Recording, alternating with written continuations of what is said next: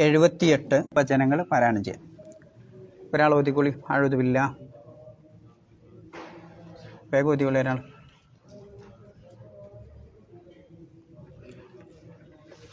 ഇന്ന് സുനീർ ഒന്ന് ഓതിക്കോ. ആ ശബ്ദം കേൾക്കാനൊരു കയറില്ല.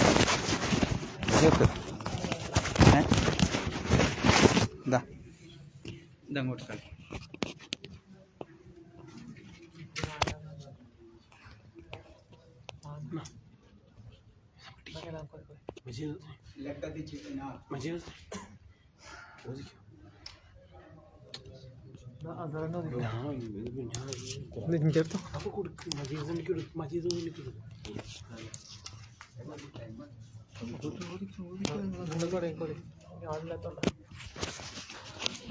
കുത്താസല്ലല്ലടാ.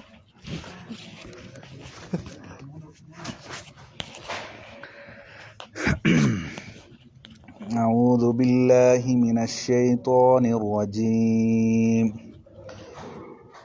لقد جئناكم بالحق ولكن أكثركم للحق كارهون أم أبرموا أمرا فإنا مبرمون أم يحسبون أنا لا نسمع سرهم ونجواهم بلى ورسلنا لديهم يكتبون.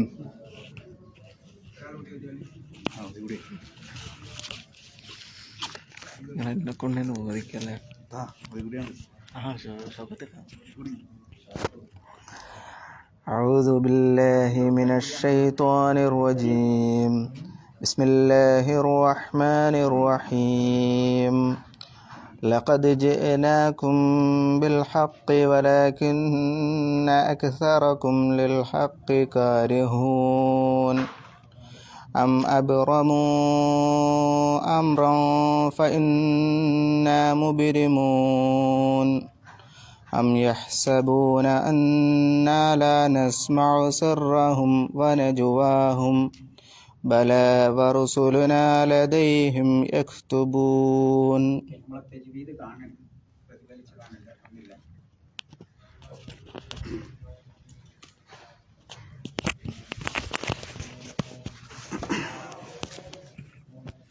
തജ്വീദ് പറഞ്ഞോളിയാൽ അതൊക്കെ നമ്മൾ പറഞ്ഞതാണല്ലേ, കഴിഞ്ഞ ആഴ്ച പറഞ്ഞിട്ടുണ്ടാവും. അക്സറക്കും വലാക്കിന്ന എന്താ ചെയ്യേണ്ടത്? ലഖദ് ആ ദാലിന് എന്ത് ചെയ്യണം? ഒരല്പം ശിദ്ധത്തോടു കൂടി പറയണം. ദ് എന്ന് പറയണം എന്നുള്ളതാണ്. കാരണം കുത്തുബ് ജദിൽ പെട്ട അക്ഷരമാണ്. പിന്നെ ബിൽ ഹക്ക്, ആ ബി കഴിഞ്ഞിട്ടൊരു അലിഫ് ഉണ്ടാവും. വസിലിൻ്റെ അംസയാണ്. ആ അലിഫിന് ഉച്ചാരണം ഉണ്ടാവില്ല ചേർത്തി ഓതുമ്പോൾ. ഇനി നിങ്ങൾ അൽ ഹക്ക് എന്ന് ഓതുമ്പോൾ അതിന് ഉച്ചാരണം ഉണ്ടാവും.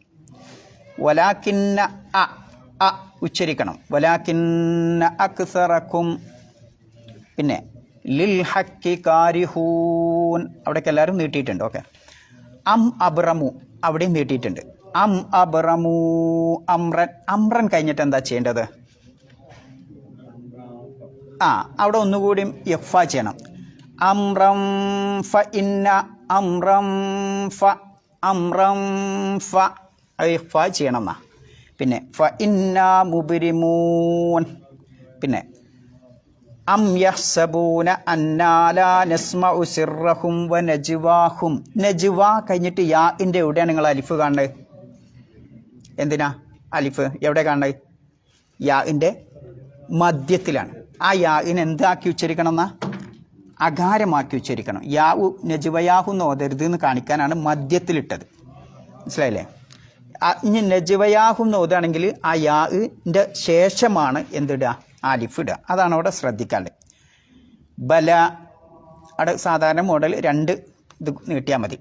വറുസുലുന ലദൈഹിം യക്തുബൂൻ, അവിടെ ഒന്നും മണിക്കാനൊന്നുമില്ല. ലദൈഹിം ഇൽഹാർ ചെയ്താൽ മതി. യക്തുബൂൻ എന്ത് ചെയ്യുക? നമ്മൾ വഖഫ് ചെയ്യുകയാണെങ്കിൽ 4 മുതൽ 6 ഖദർ വരെ നീട്ടി ഉച്ചരിക്കുക. ആ 3 ആയത്ത് എല്ലാവരും കൂടി ഒന്ന് വേഗം ഓതി വയ്ക്കണേ.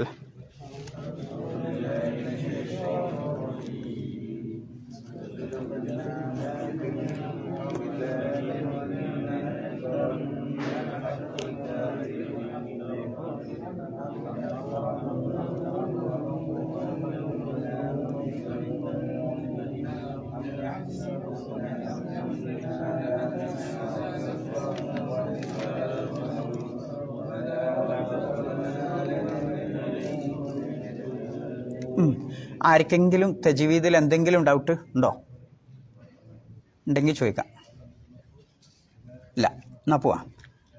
അർത്ഥം പറഞ്ഞോളി. ലഖദ് ജിഅ്നാകും ബിൽ ഹഖ്. എന്താ ലഖദ് പറഞ്ഞാൽ? തീർച്ചയായും. ജിഅ്നാകും ബിൽ ഹഖ്, സത്യം നാം നിങ്ങൾക്ക് കൊണ്ടുവന്ന് തന്നിട്ടുണ്ട്. വലാകിന്ന അക്സറക്കും, പക്ഷേ നിങ്ങളിൽ അധിക പേരും, ബഹുഭൂരിപക്ഷം ആളുകളും, ലിൽ ഹഖ്, സത്യത്തെ, യാഥാർത്ഥ്യത്തെ, കാരിഹൂൻ, വെറുക്കുന്നവരാണ്, വിമ്മിഷ്ടം കാണിക്കുന്നവരാണ്. അതല്ല, അബ്റമു അമ്രൻ, അവരൊരു കാര്യം തീരുമാനിച്ചിരിക്കുകയാണോ? ഫഇന്നാ മുബ്രിമൂൻ, തീർച്ചയായും നാം തീരുമാനിക്കുന്നവനാണ്. വിശദീകരിക്കുമ്പോൾ മനസ്സിലാവും. യഹ്സബൂന, അതല്ല അവർ വിചാരിക്കുന്നുവോ, അന്നാ ലാ നസ്മഉ, നാം കേൾക്കുകയില്ല എന്ന് അവർ വിചാരിക്കുന്നുവോ, സിർറഹും, അവരുടെ രഹസ്യം, വനജ്വാഹും, അവരുടെ ഗൂഢാലോചനയും നാം കേൾക്കുന്നില്ലെന്നാണോ ഈ കൂട്ടർ വിചാരിക്കുന്നത്? ബല, അതെ.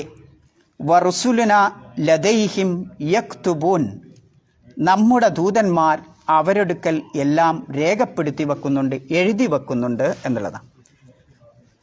റിട്ടേൺ അടിക്കാം. ലഖദ് എന്താ അർത്ഥം? എന്തിനാ ലഖദ് എന്ന് പറഞ്ഞത്?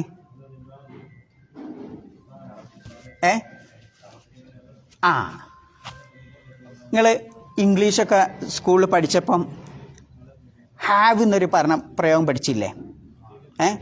ഹാവ്, യു ഹാവ് ബീൻ എന്നൊക്കെ പഠിച്ചില്ലേ നിങ്ങൾ? യു ഹാവ് ബീൻ എന്നൊക്കെ INGൻ്റെ രൂപമൊക്കെ പഠിച്ചില്ലേ? എന്താ നിങ്ങൾ യു ഹാവ് എന്ന് പറഞ്ഞാൽ അതുകൊണ്ട് ഉദ്ദേശിക്കണം എന്താ? പെർഫെക്റ്റ്. എന്താ ഈ പെർഫെക്റ്റ് പറഞ്ഞാൽ? അതാണ് നമുക്ക് കിട്ടേണ്ടത്. നമ്മൾ പെർഫെക്റ്റ് എന്നൊക്കെ ഞാൻ നിങ്ങളൊക്കെ പഠിച്ചു. എന്തിനാണത് ഉപയോഗിക്കുന്നത്? എന്തിനാ പെർഫെക്റ്റ് ഉപയോഗിക്കുന്നത്? പാസ്റ്റ് ടെൻസിലെ ഓരോ ടെൻസിലും പെർഫെക്റ്റ് ഉണ്ട്. അത് അറിയില്ല നിങ്ങൾക്ക്? ഓരോ ടെൻസിലും ഇംഗ്ലീഷ് ഭാഷയാണെങ്കിൽ ഓരോ ടെൻസും 4 വിഭജിക്കുന്നുണ്ട്. പാസ്റ്റ് 4 ഉണ്ട്, പിന്നെ പ്രസൻറ്റ് 4 ഉണ്ട്, ഫ്യൂച്ചർ 4 ഉണ്ട്. ഒക്കെ പാടെ വിശദീകരിക്കുമ്പോൾ നമ്മൾ ടൈം ചെയ്യും. നിങ്ങളെന്ന് ഓർമ്മപ്പെടുത്താൻ. അതിലൊരു പെർഫെക്റ്റ് ടെൻസ് പറഞ്ഞിട്ടൊരു സാധനമുണ്ട്. എന്തിനാണ് അങ്ങനെ ഒരു പ്രയോഗം ഇംഗ്ലീഷുകാർ വെച്ചത്, അല്ലെങ്കിൽ മലയാളികൾ വെച്ചത്, അല്ലെങ്കിൽ അറബികൾ വെച്ചത്? പെർഫെക്റ്റ് എപ്പോഴാണ് നമ്മൾ പറയാം? ഒരു നിലക്കും നിങ്ങൾക്ക് സംശയം വേണ്ട, അത് ഉറപ്പാണ് എന്ന് കാണിക്കാനാണ് എന്ത് വെച്ചത്? പെർഫെക്റ്റ് ഉപയോഗിക്കുന്നത്. അല്ലേ? അങ്ങനെ തന്നെയല്ലേ? എനിക്കുണ്ട് എന്ന് പറയുന്നതും തീർച്ചയായിട്ടും ഉണ്ട് എന്ന് പറയുന്നതും എന്തുണ്ട്? ചെറിയ വ്യത്യാസമുണ്ട്. ഇവിടെ ലഖദ് ഉണ്ട് എന്നുള്ളതിന് എവിടെയാണ് ആ പദം? ല എന്ന് പറഞ്ഞാൽ 2 അർത്ഥം ഉണ്ട് ഇതിനാ. ഒന്ന് ഉണ്ട് എന്നും ഉറപ്പായിട്ടെന്നും. കത് എന്ന് പറഞ്ഞാലോ വീണ്ടും തഹ്കീക്കിന്, പെർഫെക്റ്റിന്. അപ്പോൾ 2 പെർഫെക്റ്റ് ഉണ്ട്, അതോടൊപ്പം ഉണ്ട് എന്നുള്ള ആശയം പൂർത്തിയാക്കാനും കൂടിയാണ് ലഖദ്. അറബിയിലെ ഒരു അക്ഷരത്തിനുള്ള അർത്ഥം നോക്കി നിങ്ങൾ. പിന്നെ പറയാം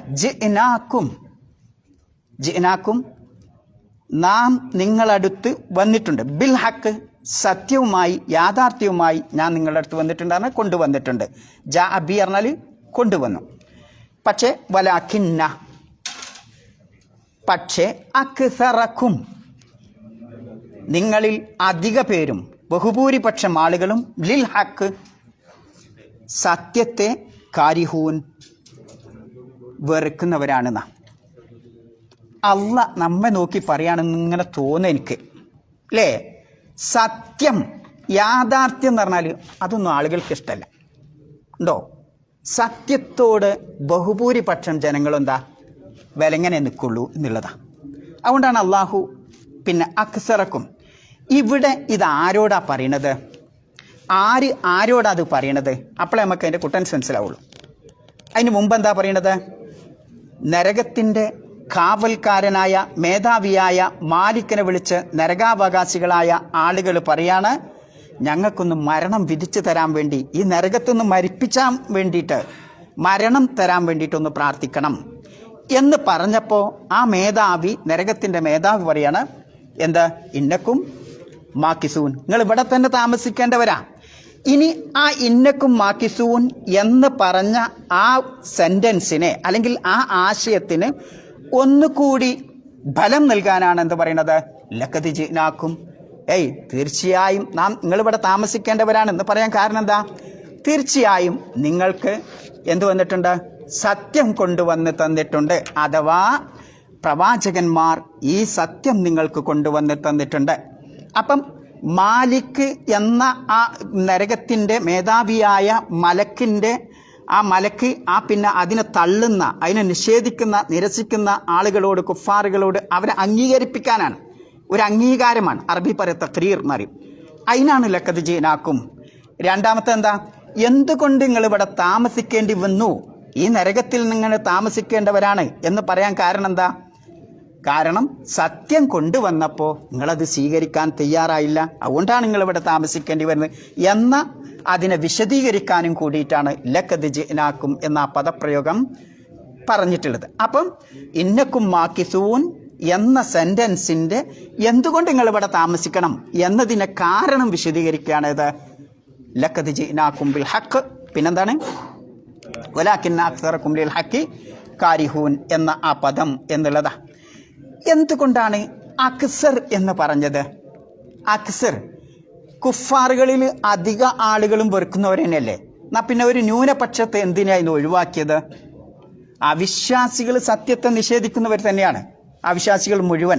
ഇവിടെ അക്സറക്കും എന്ന് പറയുന്നത് നിങ്ങൾ അഥവാ നരകവാസികളായ അവിശ്വാസികളിൽ അധിക പേരും ബഹുഭൂരിപക്ഷവും അതിനെ നിഷേധിക്കുന്നവരാണ് എന്ന് പറയാൻ കാരണം എന്തേ ന്യൂനപക്ഷത്തെ അവിശ്വാസികളിൽ നിന്ന് ഒഴിവാക്കാൻ കാരണം? അതുണ്ട്. നേതാക്കൾ പറയുന്നതിനനുസരിച്ചായിരിക്കും ആരും ഇങ്ങനെ പിന്നെ എന്താ പറയല്, ഉള്ളം തള്ളി എന്തോന്ന് പറയില്ല നമ്മൾ, എന്ത് തള്ളെന്നാ, ഓളം തള്ള അല്ലേ. നേതാക്കൾ പറയുന്നതിനനുസരിച്ച് അങ്ങനെ കൊടി പിടിച്ചു കൊടുക്കും. ആര് അനുയായികൾ അല്ലേ. അതുകൊണ്ടാണ് നേതാക്കൾക്കാണ് ഇതിനോട് വെറുപ്പ്.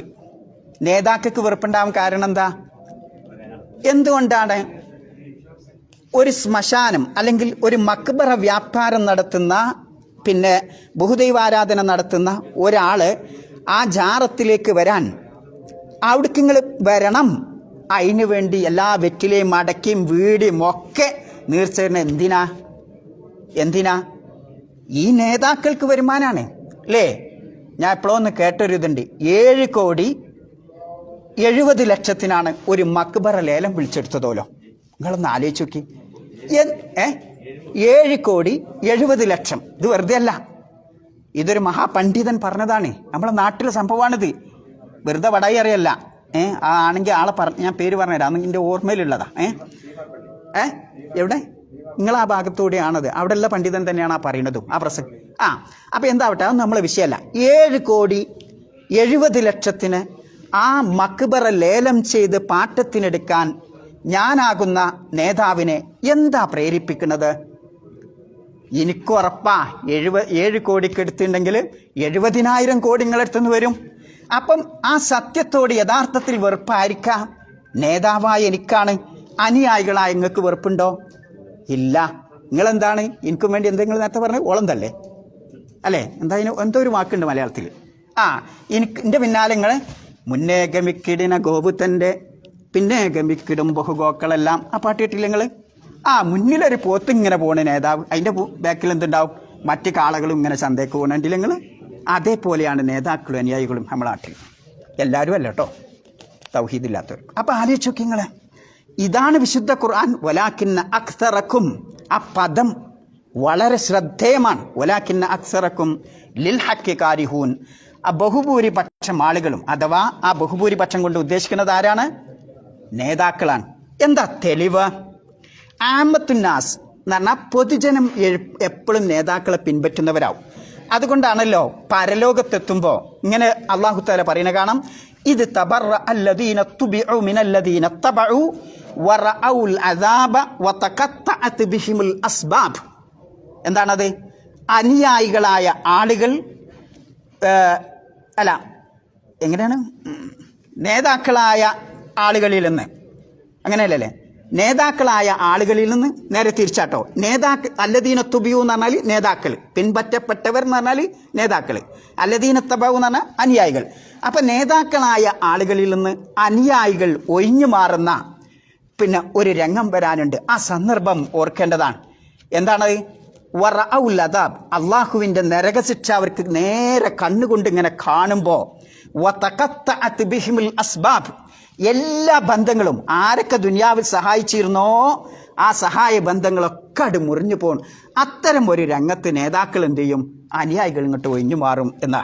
വഖാലല്ലദീന തബഉ, അപ്പം അനുയായികൾ പറയും ലൗ അന്നലനാ കറത്തൻ, ഞങ്ങൾക്ക് ഒന്നുകൂടി ആ ദുനിയാവിലേക്ക് തിരിച്ചു പോരാൻ ഒരു അവസരം കിട്ടിയിരുന്നെങ്കിൽ ഫനതബറഅ മിൻഹും, ഈ നേതാക്കളിൽ നിന്ന് ഞങ്ങൾ ഒഴിഞ്ഞു മാറും.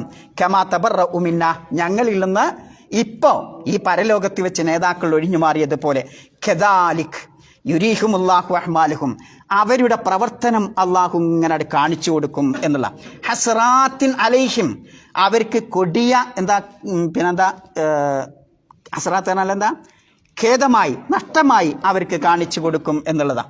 വമാഹും ബിഖാരിജീന മിനന്നാർ, നരകത്ത് നിന്നിട്ട് പുറത്തിട്ട് പോകൂല എന്ന്. അപ്പം ആലോചിച്ച് നോക്കുക, നേതാക്കളും അനുയായികളും പരലോകത്ത് വെച്ച് നടക്കുന്ന ഒരു സംഭാഷണമാണ് വിശുദ്ധ ഖുർആൻ നമ്മെ പഠിപ്പിക്കുന്നത്. എന്തിനാ നിങ്ങളോട് അത് ഓതാൻ പറഞ്ഞത്?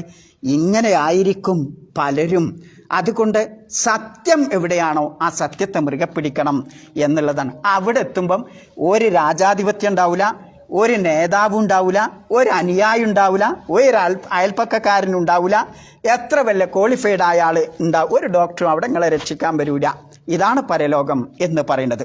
അപ്പോൾ ഈ രംഗം പഠിപ്പിക്കാനാണ് വലാകിന്ന അക്സറക്കും ലിൽ ഹക്കി കാരിഹൂൻ എന്ന് അല്ലാഹു തആല പറയുന്നത്. ഇനി ചോദിക്കാം, അം അബ്റമു അംറൻ, അങ്ങക്ക് ഏകദേശം ഒരു ഐഡിയ കിട്ടിയില്ലേ? ഞാൻ തിരിച്ചു വരും. അം അബ്റമു അംറൻ, എന്താ അബ്റമ പറഞ്ഞാൽ?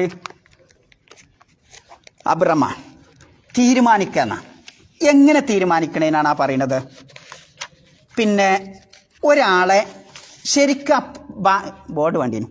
അബ്റമ എന്ന് പറഞ്ഞതിൻ്റെ നമ്മൾ നൂല് നോക്കണില്ലേ, നൂലുണ്ടാക്കണുണ്ടല്ലേ നിങ്ങൾ ചകിരി കൊണ്ടൊക്കെ അല്ലേ? അങ്ങനെ പിരിച്ച് പിരിച്ച് പിരിച്ച് പിരിച്ച് കട്ടി വിട്ടണുണ്ടല്ലേ നിങ്ങൾ അല്ലേ? അപ്പോഴാണ് അതിൻ്റെ ഉറപ്പിട്ട. ഇതേപോലെ പിരിച്ച് പിരിച്ച് ഉറപ്പ് കൂട്ടണതിനാണ്, കുറ്റമറ്റതാക്കണതിനാണ്, നല്ല ഫലവത്താക്കണതിനാണ് അബ്റമ എന്ന പദപ്രയോഗം ഭാഷയിൽ ഉപയോഗിക്കുന്നത്.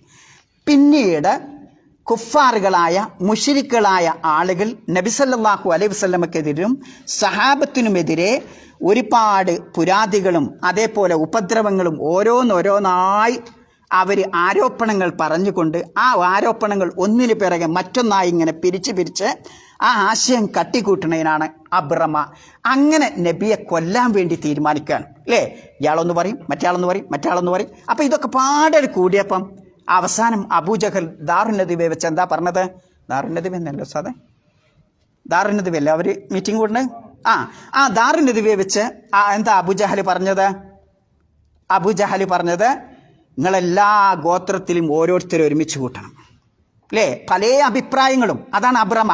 ഇയാളൊരു അഭിപ്രായം പറഞ്ഞു, മറ്റയാളെ, ഇങ്ങനെ കുറേ അഭിപ്രായങ്ങൾ ഇങ്ങനെ ഒന്നിന് പിറകെ മറ്റിങ്ങനെ പിരിച്ച് അതിൽ അബൂജഹലിൻ്റെ അഭിപ്രായം അയിമക്കൂടെ ഒന്നുകൂടി അത് കെട്ടി.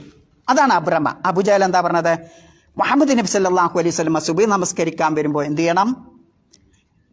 എല്ലാവരും വാളിങ്ങനെ ഓങ്ങിയിട്ട് മുഹമ്മദ് നബി സല്ലല്ലാഹു അലൈഹി വസല്ലം എന്ത് ചെയ്യണം? വെട്ടണം. എന്നാ എന്ത് ചെയ്യും?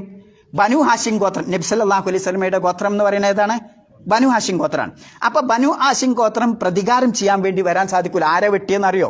ഇയാളാണോ ആരെ അറിയോ? എല്ലാവരും ഇങ്ങനെ വാള് പൊങ്ങിക്കുമ്പോൾ ഇല്ല, ആ സൂത്രം എടുക്കുകയാണ്. പക്ഷേ അല്ലാഹു തആല എന്ത് ചെയ്തു? ആ സംഗതിയെ ഓർമ്മിപ്പിക്കാനാണ് അം അബ്റമു അംറൻ, അല്ല നിങ്ങൾ മുഹമ്മദ് നബിയെ കൊല ചെയ്യാൻ വേണ്ടിയിട്ട്, ചതിക്കാൻ വേണ്ടിയിട്ട്, വഞ്ചിക്കാൻ വേണ്ടിയിട്ട്, നശിപ്പിക്കാൻ വേണ്ടിയിട്ട് കാര്യങ്ങളൊക്കെ മുഹമ്മദ് നബിക്കെതിരെ തീരുമാനിക്കുകയാണോ? ഫ ഇന്നാ മുബ്രിമുൻ, നമ്മളും തീരുമാനിക്കാൻ പോവാണ്. അല്ലാഹു തആല എന്ത് ചെയ്തു? രക്ഷപ്പെട്ടു. ഇതാണ് ഇതുകൊണ്ട് ഉദ്ദേശിക്കുന്നത്. ഇതേ വചനം എവിടെയും കാണാം, സൂറത്ത് തൂറിലും അല്ലാഹു തആല വിവരിക്കുന്നുണ്ട് അല്ലേ? അപ്പം ഈ ആശയം ത്തെയാണ് ഈ വചനം ഉദ്ദേശിക്കുന്നത് എന്നതാണ് അധിക മുഫസ്സിറുകളും പറഞ്ഞത്. അപ്പം അം അബ്റമു അംറൻ ഫ ഇന്നാ മുബ്രിമൂൻ. ഇനി പറയാം അം യസ്സബൂന എന്താ? എന്ന് പറഞ്ഞാൽ എന്താ മലയാളത്തിൽ പറയാ? നമ്മളെന്താ പഠിച്ചേ? ആണോ? എന്ന് പറഞ്ഞാൽ ആണോ എന്നല്ലേ? എന്ന് പറഞ്ഞാലും ആണോ. യഹ്സബൂന അവർ കണക്ക് കൂട്ടുകയാണോ, അല്ലെങ്കിൽ വിചാരിക്കുകയാണോ, മനസ്സിൽ വിചാരിക്കുകയാണോ? എന്ത്? അന്നാലാ നസ്മഉ സിർറഹും വനജ്വാഹും, ഇവരുടെ ഈ ഗൂഢമായ തന്ത്രം അഥവാ ദാറുന്നദിവയിൽ വെച്ച് ഇവർ വളരെ ഗൂഢമായി ചെയ്ത ഈ തന്ത്രങ്ങളും അവർ പരസ്പരം ആരും അറിയാതെ പറഞ്ഞ രഹസ്യങ്ങളൊന്നും നാം കേൾക്കുന്നില്ല എന്നാണോ കൂട്ടരെ, മുശ്രിക്കുകളെ നിങ്ങൾ വിചാരിച്ചത്? എന്നിട്ട് അള്ളാഹ് പഠിപ്പിക്കാൻ എന്ത്? ബല വറസുലുന ലദൈഹിം യക്തുബൂൻ. ഒരു പ്രധാനപ്പെട്ട പോയിന്റ് കൊണ്ടാണ് ആയത്ത് അല്ലാഹു തആല അവസാനിപ്പിക്കുന്നത്. എന്താണത്? ബല, അതെ, വറസുലുന, നമ്മുടെ ദൂതന്മാർ. ആ ദൂതന്മാർ എന്ന് പറയുന്ന ആരാ? മലക്കുകളുടെ ഡ്യൂട്ടി എന്താ? ലദൈഹിം യക്തുബുൻ, അവരുടെ ഓരോ കാര്യം, ചെറുതാവട്ടെ വലുതാവട്ടെ, രഹസ്യമാവട്ടെ പരസ്യമാവട്ടെ, എല്ലാ പ്രവർത്തനവും ആര് രേഖപ്പെടുത്തി വെക്കുന്നുണ്ട്? മലക്കുകൾ രേഖപ്പെടുത്തി വെക്കുന്നുണ്ട് കേട്ടോ എന്ന ഓർമ്മങ്ങൾക്ക് വേണം എന്നുള്ള. ഇനി നാം അല്പം പഠിച്ചവർക്ക് വേണ്ടി ഒരു പോയിന്റ് പറയാം. നിങ്ങൾ ഒരാൾ ചോദിക്കുമ്പം നിങ്ങൾ ചിലപ്പം അതേ എന്നുള്ളതിന് എന്തൊക്കെയാ പറയാ? എന്താ പറയാ? എന്താ പറയാ? ബല. പിന്നെന്താ പറയാ? ഞാൻ. പിന്നെന്താ പറയാ? പഠിച്ചവർ പ്രത്യേകം ശ്രദ്ധിക്കണേ. വേറെന്താ പറയാ? നിങ്ങളിപ്പോൾ നമ്മൾ കുവൈത്തിലാണല്ലോ, അപ്പം നിങ്ങൾ സംസാരിക്കുമ്പോൾ ചിലവർക്ക് അറബികൾ പറയും ബല, ചിലവർക്ക് പറയും ഞാൻ, അജൽ. എന്താണ് ആ വ്യത്യാസം? എന്താ അപ്പം ഒരു സ്ഥലത്ത് ബല, നൗഫലൊക്കെ പ്രത്യേകം ശ്രദ്ധിച്ചോ, എന്താ ഒരു സ്ഥലത്ത് ബല, ഒരു സ്ഥലത്ത് നാം? എന്താ ഒന്നാട് പറഞ്ഞാൽ പോരെ? നാം എന്ന് പറഞ്ഞാൽ പോരെ? വളരെ ചിന്തിക്കേണ്ട. അറബി ഭാഷ ശരിക്കും മനസ്സിലായിട്ടില്ലെങ്കിൽ കുണ്ടിൽ വന്നാട് ചാടും.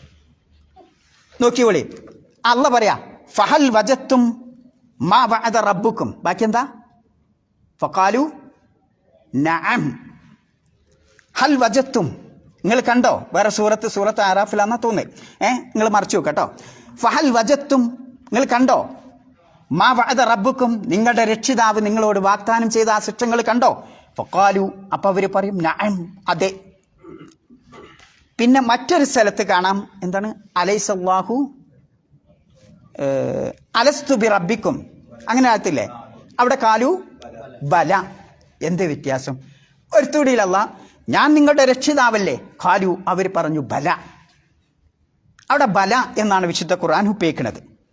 മഹാനായ ഇബ്നു അബ്ബാസ് റളിയല്ലാഹു അൻഹു പറയാൻ ഈ ആയത്തിനെ വിശദീകരിച്ചുകൊണ്ട്, ബല എന്നതിനെ വിശദീകരിച്ചുകൊണ്ട് അല്ലാമ ഇബ്നു അബ്ബാസ് റളിയല്ലാഹു അൻഹുമ പറയുകയാണ്, എന്ത്? ലൗ ഖാലു നഅം, അവരെങ്ങാനും നഅം എന്ന് പറഞ്ഞിരുന്നെങ്കിൽ ലകഫറു. നോക്കിങ്ങളതിൻ്റെ ഗൗരവം.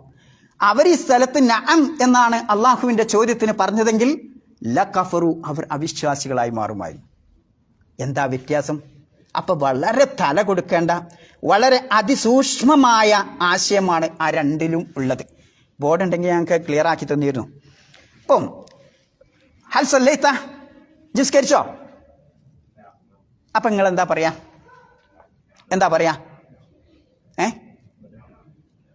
ഹൽ സല്ലൈത എന്നിപ്പോ ഒരാൾ നിസ്കരിച്ചോ? ഞാൻ മാ സല്ലൈത, അവിടെ എന്താ പറയാ? മാ സല്ലൈത എന്താ പറയാ? നിസ്കരിച്ച ഒരാളോട് മാ സല്ലൈത എന്ന് ചോദിച്ചാൽ എന്താ? നിസ്കരിച്ചില്ലേ എന്ന് ചോദിച്ചാൽ എന്താ പറയാ? അവിടെയാണ് ബല പറയാ. അവിടെ നിങ്ങൾ മാ സല്ലൈത എന്ന് ചോദിക്കണം. ഞാൻ അപ്പം ഇയാളോട് ചോദിക്കണം ഹൽ സല്ലൈത എന്ന് ചോദിച്ചാൽ നിങ്ങൾ ഉത്തരം പറയണ്ടേ നഅം, അതെ നഅം സല്ലൈതു. മാ സല്ലൈത, നിസ്കരിച്ചില്ലേ? ഇതുവരെ നിസ്കരിച്ചില്ലേ? അപ്പം നഅം എന്നാണ് പറയണമെങ്കിൽ ഇല്ല എന്നർത്ഥം. മനസ്സിലായോ?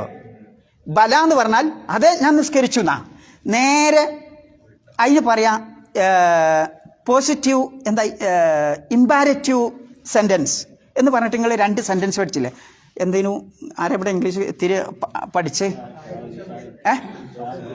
അല്ല, ഒരാൾ പറയാ, ഞാൻ തമാശക്കല്ല, വെറുതെ പറയല്ല, നിങ്ങൾക്ക് തിരിയാനാ, എനിക്ക് ഇങ്ങോട്ട് തലയിൽ വരാത്തുണ്ടാ.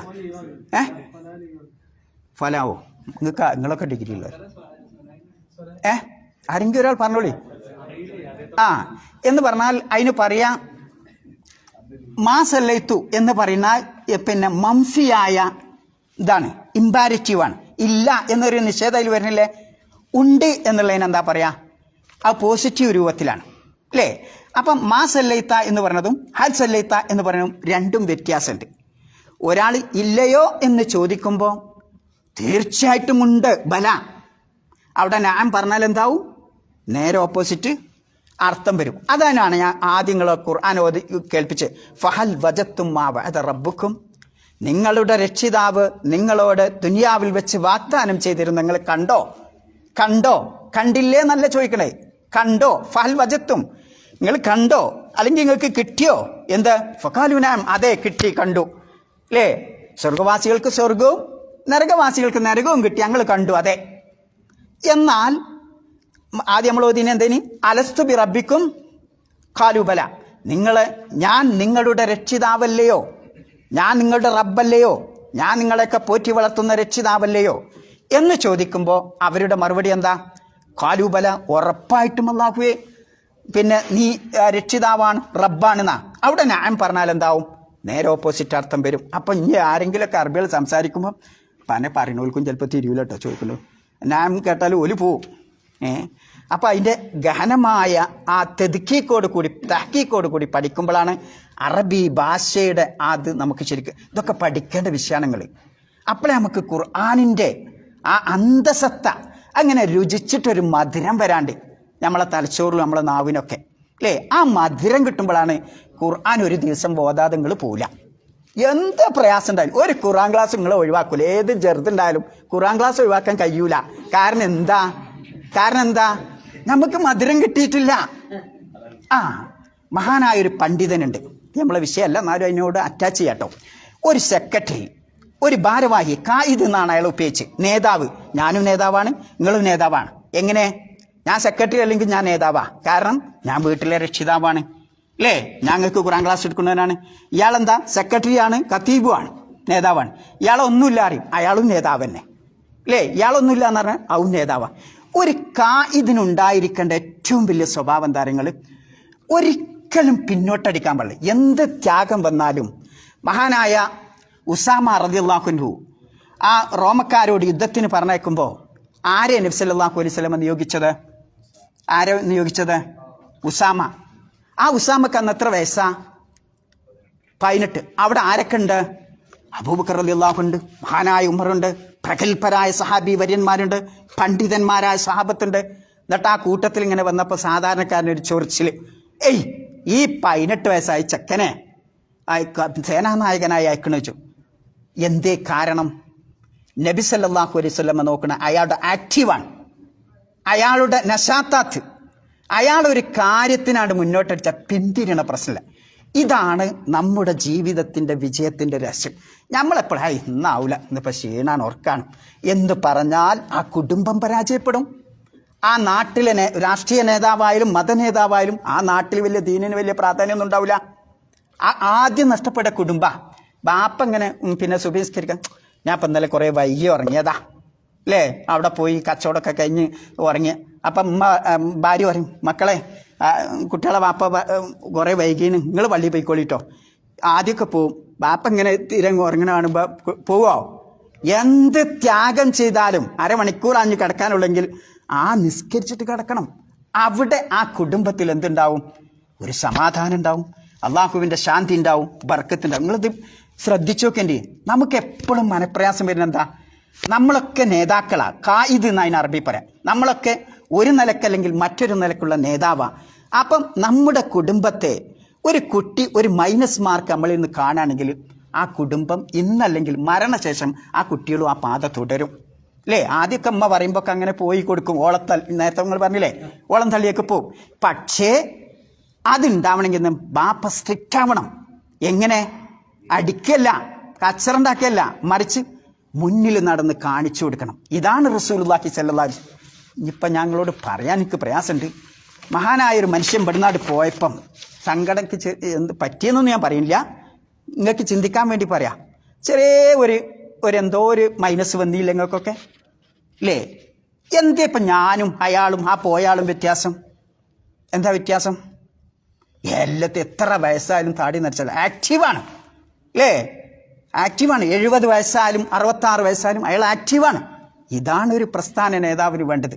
ഇത് ഒരു യൂണിറ്റ് ഭരിക്കുന്ന നേതാവാണെങ്കിൽ നമുക്ക് ആ ഒരു ആക്റ്റീവ് എപ്പോഴും തൻഷീത്ത് എന്ന് പറയും അറബിയിൽ, അത് എപ്പോഴും നമ്മുടെ ജീവിതത്തിന് ഒരിക്കലും വിട്ടൊരുക്കരുത്, ഒരു കാരണവശാലും വിട്ടൊരുക്കരുത്. രാവിലെ നിങ്ങൾ സ്ഥിരമായി ഖുർആൻ ഓതുന്നുണ്ടെങ്കിൽ ഞാൻ ഇന്നലെ വൈകിയ പറഞ്ഞ് അന്നും പറയാൻ പറ്റില്ല, ഓതി തന്നെ ആ ഖുർആൻ്റെ മുമ്പിൽ ഓതി തന്നെ.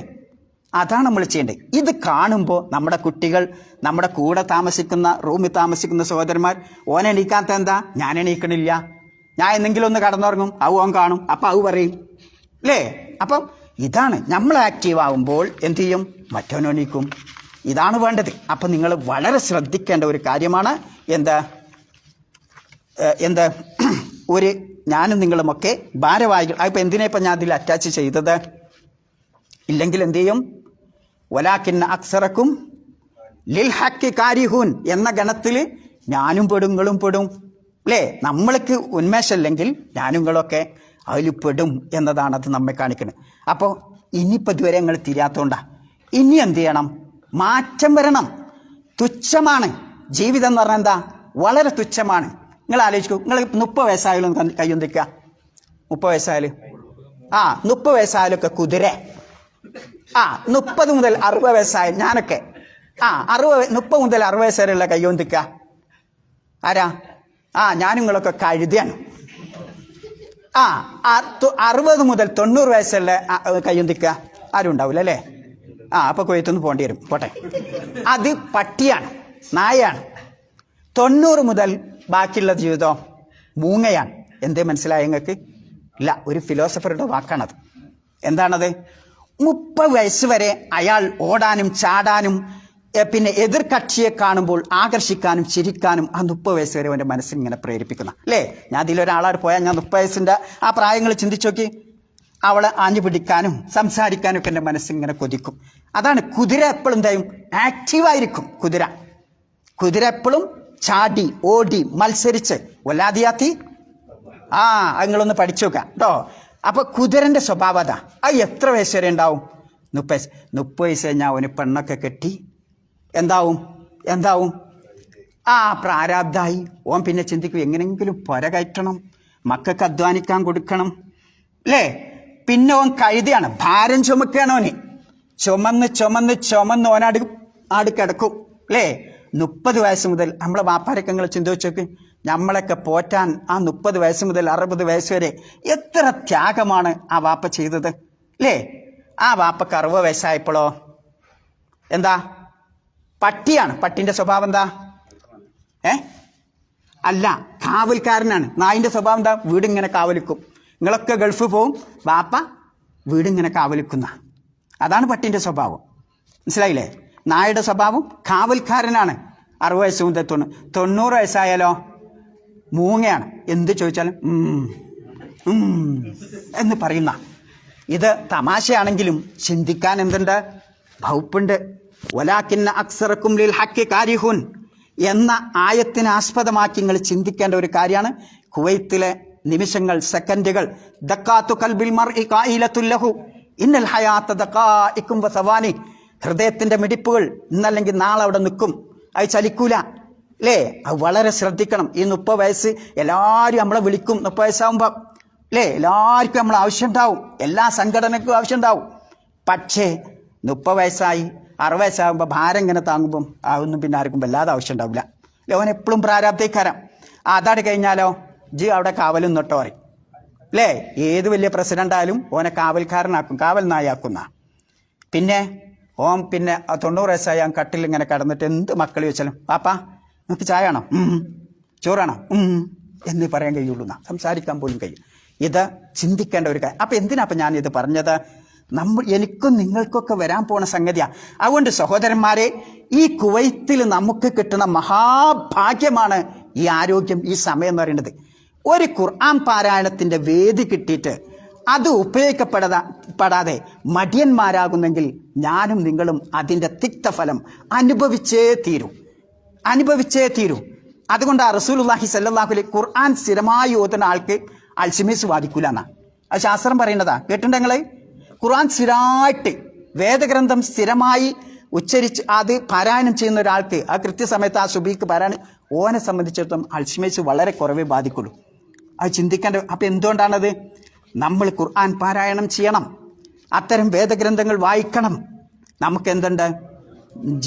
ജീവിതത്തിൻ്റെ അന്ത്യം വരെ സമാധാനത്തോടു കൂടി ശാന്തിയോടുകൂടി മുന്നോട്ട് പോകാൻ കഴിയുന്ന വലാകിന്ന അക്സറക്കും ലിൽ ഹഖി കാരിഹൂൻ. ഞാൻ നിങ്ങളൊക്കെ എന്താ സത്യത്തിനോട് നമുക്ക് എപ്പോഴും ഒരു വെറുപ്പാ. ഇന്നത്തെ ഖുർആൻ ക്ലാസ് അവിടെ കട്ടെ. നിനക്ക് ജിമ്മിന് വേണ്ട അല്ലേ?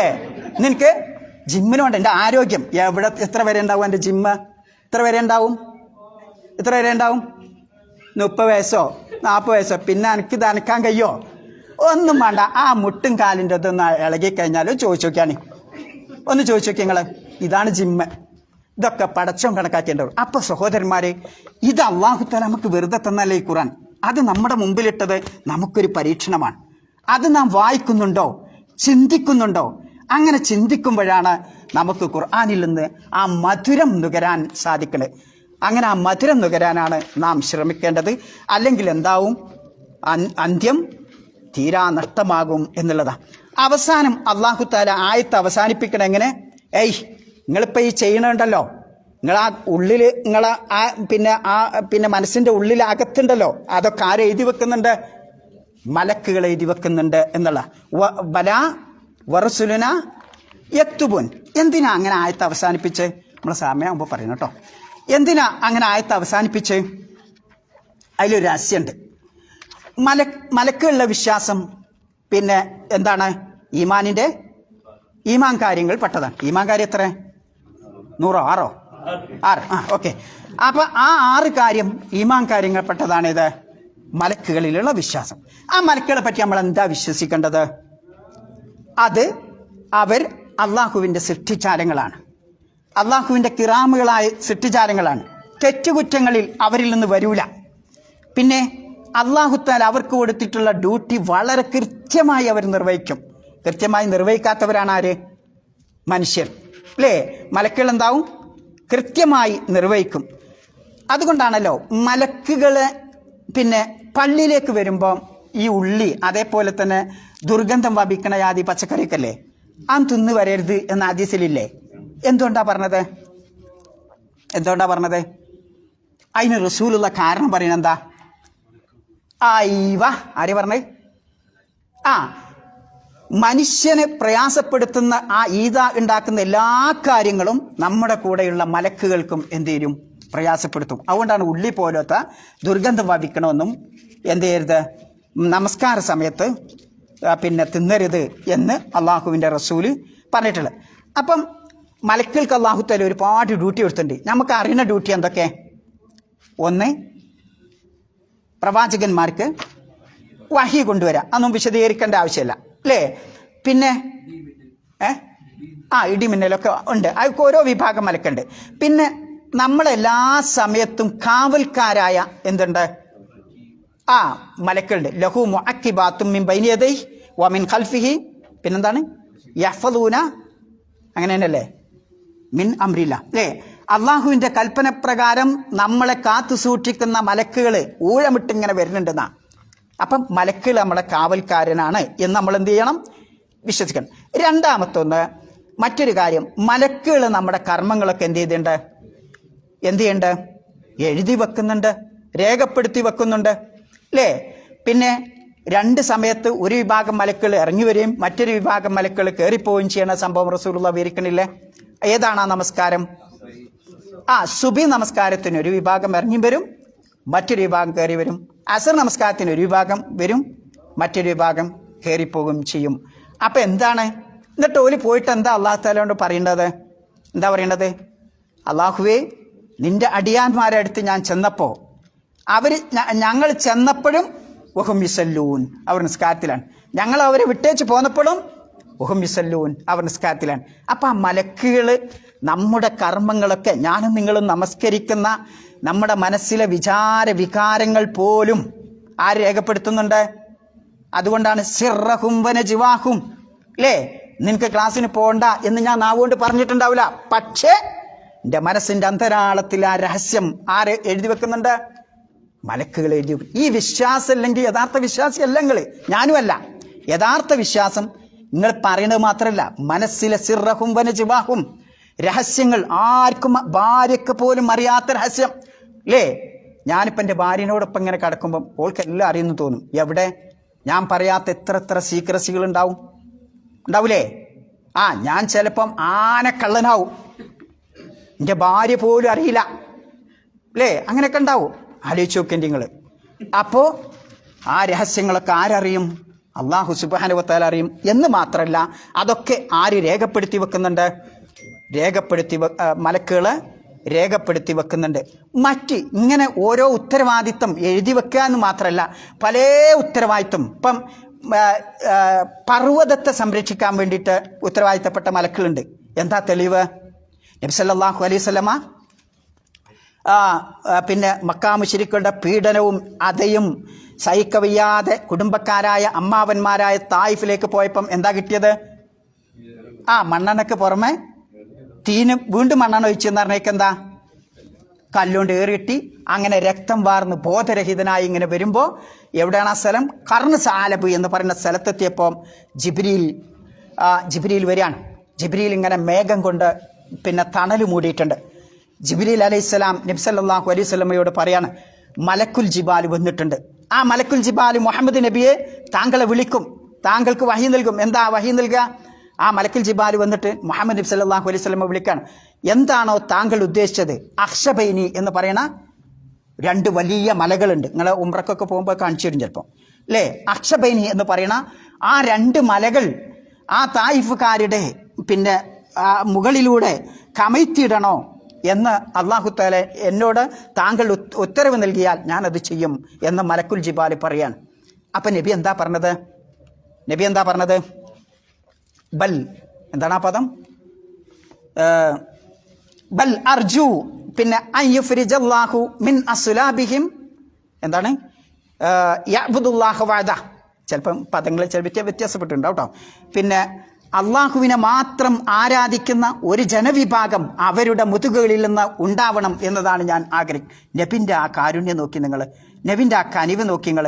ഇങ്ങനെയൊക്കെ പീഡിപ്പിച്ചിട്ടും ആ പ്രവാചകൻ സല്ലല്ലാഹു അലൈഹി വസല്ലം അവരോട് എന്തിനാപ്പം ഞാൻ ഈ ഹദീസ് കൊണ്ടുവന്നത്?